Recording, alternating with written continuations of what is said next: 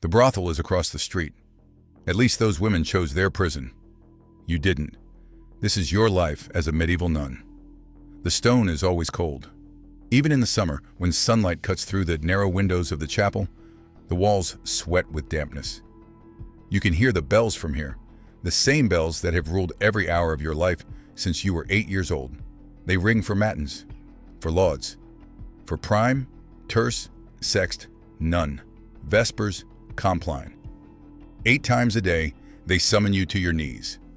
You don't remember choosing this. That's because you didn't.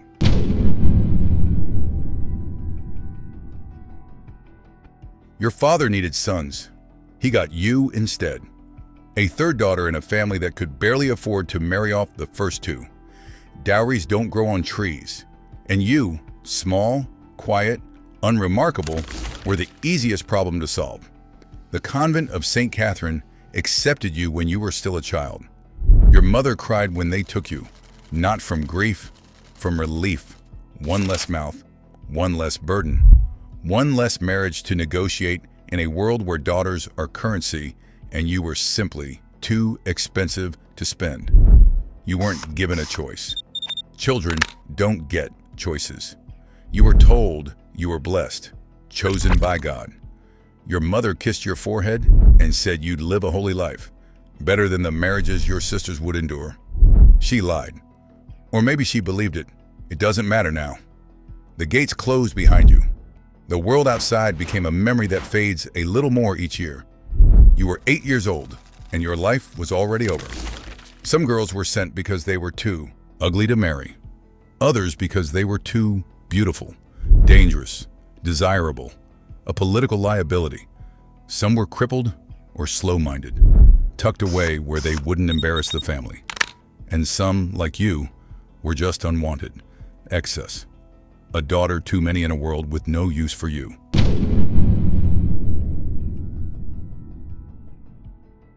The church calls it a vocation, a calling from God. The truth is messier. Most medieval nuns didn't want to be nuns. Convents weren't refugees for the faithful. They were storage facilities for inconvenient women, widows with nowhere to go, daughters who threatened family politics, girls whose beauty might tempt the wrong man. The church profited from your family's shame, and you paid the price. Religious devotion? That came later, if at all. Some women found God in the silence. Some found madness. Most found nothing but the slow march of identical days, each one bleeding into the next until you can't remember what hope felt like. The abbess tells you that you are brides of Christ, virgins devoted to the divine. She doesn't mention that most of you would have preferred a mortal husband, a home, children, a life that belonged to you. But those doors are closed. You took vows, or rather, vows were taken for you.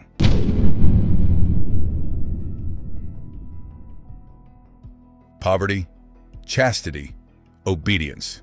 3 words that own you now. Poverty means you will never touch money again. Everything you were, everything you owned, was surrendered at the gate. You are fed and housed, yes, but you possess nothing, not even yourself. Your hands belong to the convent, your labor, your time, your future, all of it extracted, refined, and offered to God, though it's the abbess who decides how that offering is spent. Chastity means your body is forbidden territory. No husband, no lover, no children of your own. Your womb will never swell. Your breast will never nurse. You will grow old without knowing the weight of a child in your arms. The vow is supposed to purify you. Instead, it empties you.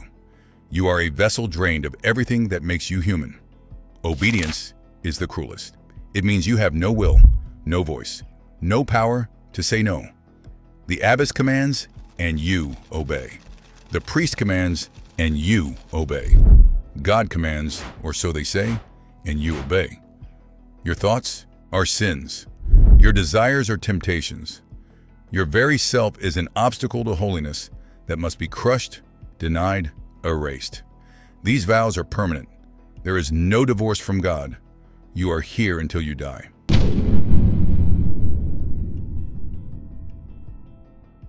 The bell for matins rings at 2 in the morning. You wake in darkness, stiff from a plank bed, wool scratching your skin. The dormitory is freezing. In winter, ice creeps along the inside of the windows. You walk barefoot across stone. The cold cuts through your habit. You kneel, you pray. Your knees ache. After decades, the ache is constant. Lauds at dawn, prime, terce, sext, nun, vespers, compline. 8 times a day, the bell pulls you back. 8 times a day, you recite Latin you barely understand. Your life is a loop written by others. Between prayers, there is work. Scrubbing floors, tending gardens, copying manuscripts until your fingers cramp and your vision blurs. Some weave or embroider beauty they will never own. The labor is called holy. It feels like penance without crime. Meals are silent, bread, thin soup, porridge. On feast days, a little fish. You eat quickly. The bell is always waiting. Speech is restricted. Friendship is watched. Intimacy is suspect. You are surrounded by women and utterly alone. The walls close in. Even sleep offers no release. The bell will ring again. This is your life, without end.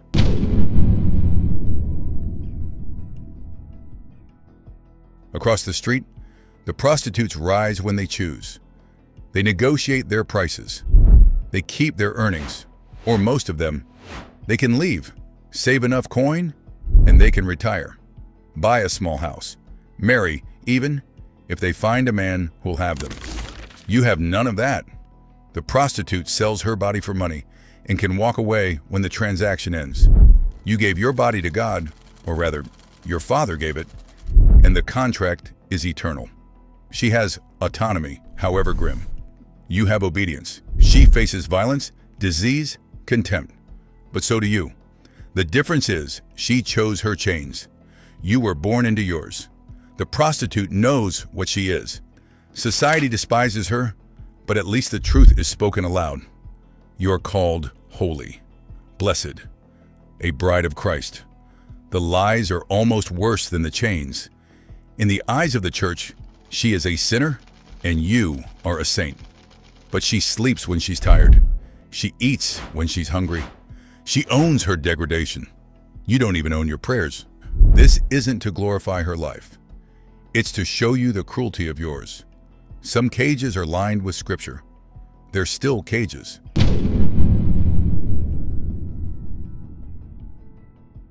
Suffering is holy. Pain purifies. At least that's what they tell you as you kneel in your cell with a leather scourge in your hand. Self-flagellation is expected, encouraged. The abbess inspects your back for welts. If there aren't enough, you're not trying hard enough. You beat yourself bloody for sins you didn't commit, for thoughts you tried not to think, for the crime of being a woman in a world that hates you for it. Fasting is spiritual discipline. You go days eating almost nothing, lightheaded and trembling, while the abbess praises your devotion. Your body withers. Your monthly bleeding stops. They say it's proof of your purity. It's actually starvation. If you break a rule, speak out of turn, laugh too loudly, fail to rise for matins, there's the punishment cell. A stone box barely big enough to stand in, no light, no warmth, just you in the dark and the gnawing certainty that no one is coming to let you out until they decide you've learned your lesson. Confession becomes a trap. You confess your sins to the priest, and he assigns penance. More fasting, more scourging, more hours on your knees. And if you confess the wrong thing, if you admit to doubts, to anger, to despair, he might decide you're possessed, that you need harsher correction, that your body must be broken further to save your soul. The cruelty is called love. The torture is called care. And you endure it because there's no alternative.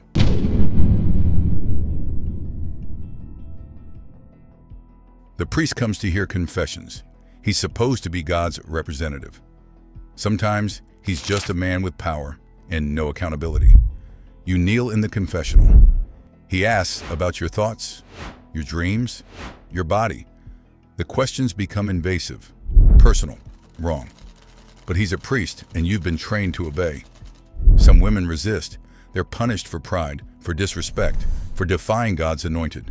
Others submit because what choice do they have? You can't report him. Who would believe you? You're a woman. He's ordained.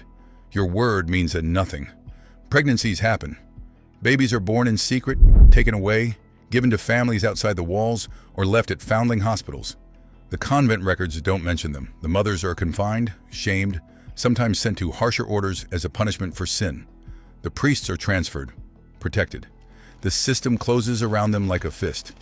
You learn not to be alone with certain men. You learn which corridors to avoid. You learn that holiness is no protection, and vows mean nothing when power is unequal. The silence is enforced. If you speak, you're the liar, the temptress, the fallen woman. So you stay quiet, and the abuse continues, generation after generation, hidden behind stone walls and sacred vows.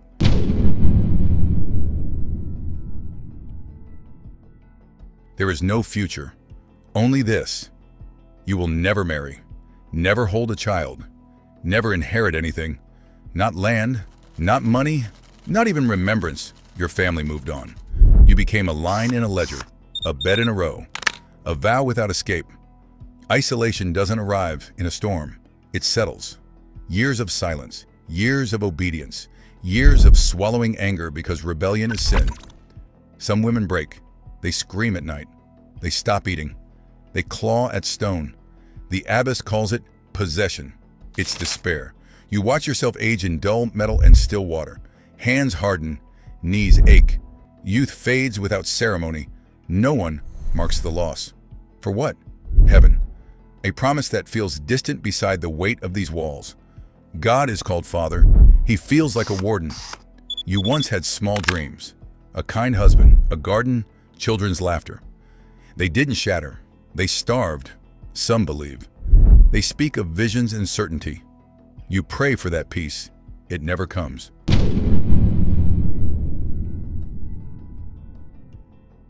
But some women fought back.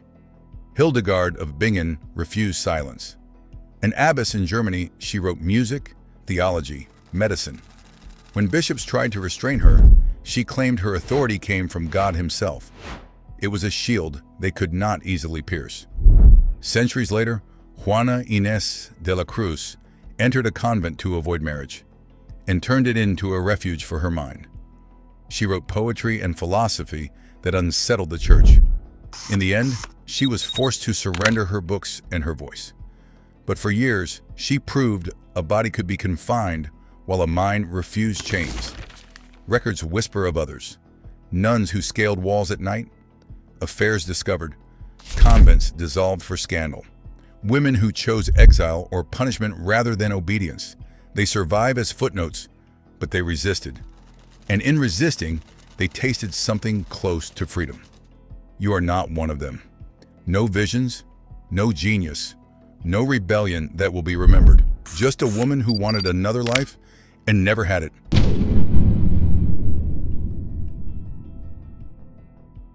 You grow old. Your back bends. Your hands stiffen. The work grows heavier, but the bells never stop. One winter, a fever takes hold. Or perhaps it is simply 40 years of cold floors, thin soup, and broken sleep. You are laid in the same narrow bed where you once slept as a child.